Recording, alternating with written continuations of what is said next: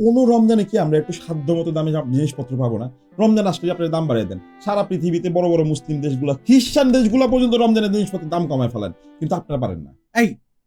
এইসব বাইরের দেশের উদাহরণ আমাদের দেশে চলবে না, ঠিক আছে? এইসব পশ্চিমা অপসংস্কৃতি আমাদের দেশে কোনো ঠাঁই হবে না। দেশভক্তির কথা বলতেছেন আপনি, কৃষকদেরকে তো ন্যায্য দাম দিচ্ছেন না। কৃষকদেরকে তো সরকারও ন্যায্য দাম দিতেছে না। আমার কাছে কি মনে হয়, আমি বলি একটা মজার কথা বলি। আমার কাছে মনে হয় এই মুহূর্তে কৃষক পছন্দের গান কোনটা বলেন তো? কোনটা? ধনধান্যে পুষ্প ভরা? না, এইসব ধনফন না। ওদের পছন্দের গান হচ্ছে they not like us, a beam pack boom boom beam pack going mustard on the beat. Mustard on the beat, mustard on the beat. Mustard খাইতে পারতেছে না কৃষক সমাজ, ফাইজলামি করাইতেছেন আপনি। আপনার মতো মিডলম্যানদের জন্য কৃষকদের ন্যায্য মূল্য পায় না কৃষকরা। আপনার মতো মিডলম্যানদের জন্য জিনিসপত্রের দাম বেশি। আপনি একটু আগে বলছেন যে পশ্চিমা অপসংস্কৃতি আনবেন না, তাহলে আবার পশ্চিমা গান গাইতেছেন কেন এখন?